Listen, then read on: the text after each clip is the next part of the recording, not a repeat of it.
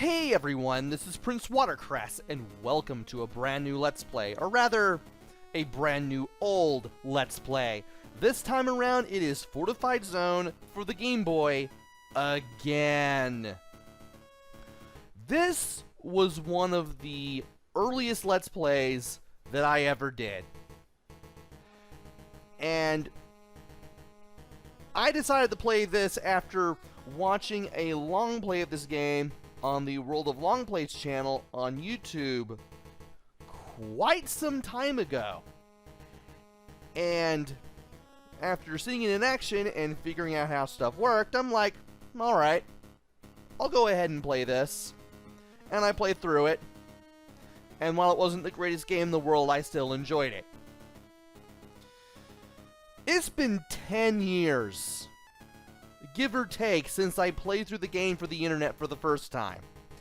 And I've decided to play through it again, because I feel like it. So we have a one-player game and a two-player game. I'm going to play through the one-player game.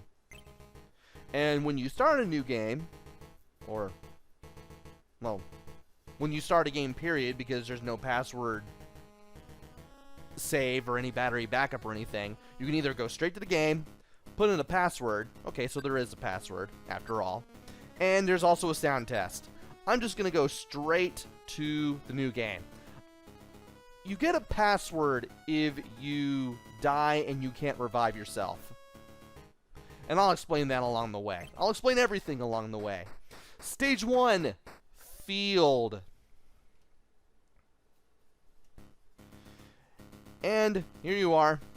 You're in this top-down position in some sort of Zelda-style dungeon crawl. The B button shoots bullets. If you have a special weapon, you can fire it with A. You move around in only 4 directions with the control pad. Start does nothing, and Select lets you kind of pause the game.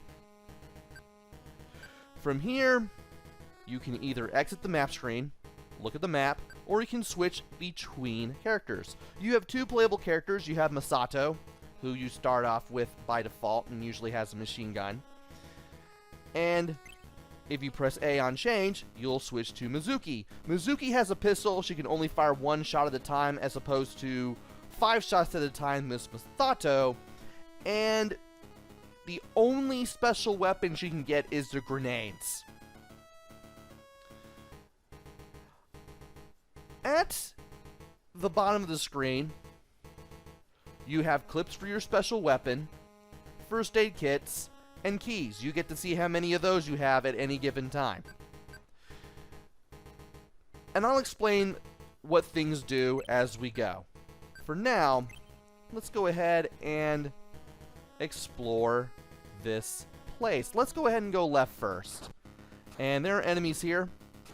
Let's go ahead and shoot them down while avoiding getting shot ourselves. And these little machines with the S on them, they are speed upgrades that speed up the bullets on your gun. You will need them. And if we go to the left, we will reach a dead end. We will have to find another way to get to that box with the X on it. In the meantime, let's avoid getting shot down. Let's get another speed power up. And our gun is doing better already. Let's see what happens if we go on over to the right. We'll be everywhere in this world eventually. Now this room is just the same as the other one with enemies, but by shooting down all 3 of these guys, you get to open up this door to the east. The enemies that we fought so far, they only fire in 4 directions. They don't move. The enemies we've seen have not moved yet, but they soon will. Now this room, missiles will rain down from the north. You need to avoid getting hit by them, and you also need to shoot them down whenever necessary. Thankfully, I have rapid fire on this thing. Makes it a little easier to do it with Masato. And sometimes you will get first aid kits from enemies, and also out in the open. If you have less than full health, you will refill your health to full. If you all are at full health and you pick one up, you get to store it. And you can store up to 9 first aid kits at any given time. In case you die, you can revive it. You can revive your character. I don't know why I said it. Anyway, there are guys here with knives, and we need to take them out. And there are spike pits here. Wait for the spikes to come down and move past. You can only move past the spikes when they're down, otherwise they will hurt you. And this is where we would have went if we went north at the start. And now we have moving enemies. These guys can fire at us. They take 2 hits to the feet.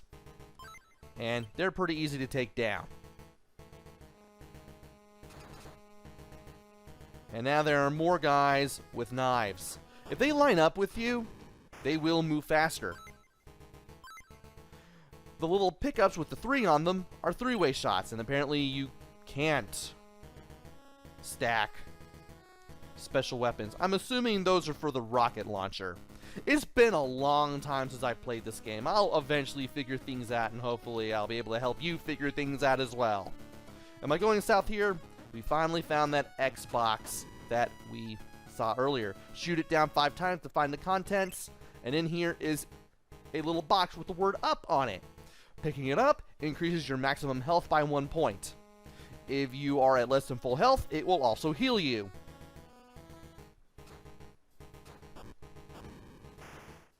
And I'm getting even more pickups even though I don't need them. Now it's time to take care of the people who are here. Thankfully, the enemies do not have iframes. They do not have invincibility. So you can just rapid fire on them and just take them down like that. And if we go to the north, we'll see this mini-boss. Just avoid the shots and just fire at this thing as much as you can, and you'll get a key! You'll need the key to unlock a locked door. And thankfully, now that we've taken care of these enemies, they won't be coming back. Let's go ahead and go to the east. There's this guy with a rocket launcher. You can shoot the rockets and eventually shoot the guy down himself. And if you have a key, you can unlock that door. Let's go to the north and see what we can find. Not much. Well, we got some knife guys, and you can only have 3 enemies in a room at the same time, and if you shoot one down, sometimes one will spawn in a particular location. You'll have to take care of all the enemies until they are gone in order to go to the next room. Speaking of the next room, we have spikes here. Now, when you're playing as Mizumi, you can't fire special weapons. Even though I said, well, actually no. I think you can get grenades with Mizumi, but only she can use them. I think. But anyway, if you press A as Mizumi, you can do a jump. And you really need to get the timing down on the jumps for the spikes. And hitboxes on these spikes is really weird. That's wild. There is a method of the madness there, but I can't figure it out to save my life. Kinda. I kinda can, I kinda can't. And as much as I would like to store this, I'm gonna give this to Mizumi, just in case. Now it's time to go through the door to the right, which takes us to another mini-boss. This Jeep with a gun on it that shoots a 3-way shot. Kind of reminds me of the vehicle from Jackal. You have to shoot directly at the driver's seat. And when it moves to the side, you want to get out of the way. Here are some grenades. I don't think you can take these with Mizumi. You can't. Which means you can't use special weapons at all. But they'll prove very useful in a little later on in case we get somewhere. Speaking of getting somewhere, by going through here, 1-way door, but we can blow this up for a P icon. The P icon gives you more powerful bullets. You can get these pickups for not just Masato, but also for Mizumi. You just need to switch to her in order to get them for her. Yeah, the power-ups only go to the character with whom you collect them with. I'm going to be powering up our good friend Masato for now.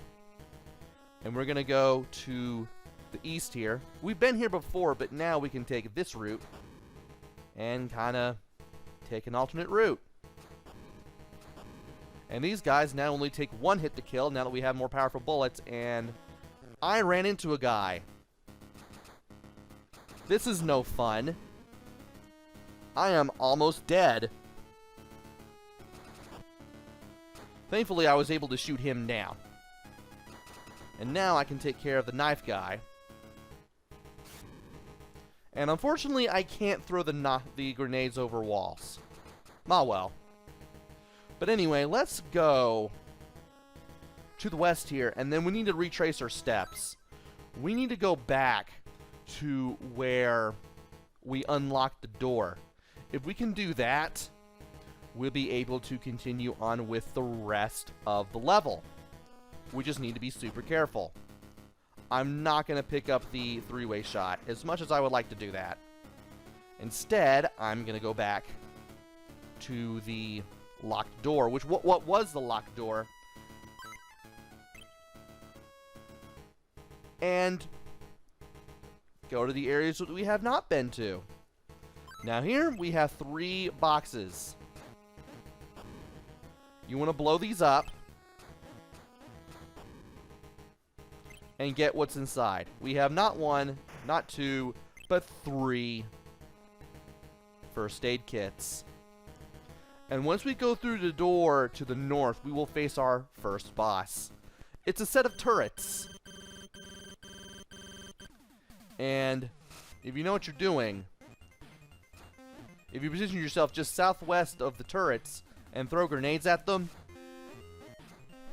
you can easily take them out. Just throw 2 and that'll do it. These things can only fire in 8 directions, and as long as you're not completely lined up with them in any way, you'll be able to take them out very, very quickly, those turrets. Stage 1 is cleared, and Stage 2 is the jungle.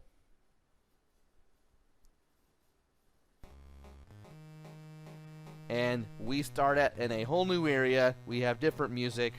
We still have our health. We still have our guns. We still have a little bit of grenades. We only have 1 grenade left. But we're a little more powerful than we were before. We'll be able to power ourselves up even more as we go through the second level of the game. But that will have to wait until the next video. So join me next time where we take on Stage 2. I had no idea why I had trouble speaking there. Until then, this is PrinceWatercress. Take care, stay safe, and thanks for watching!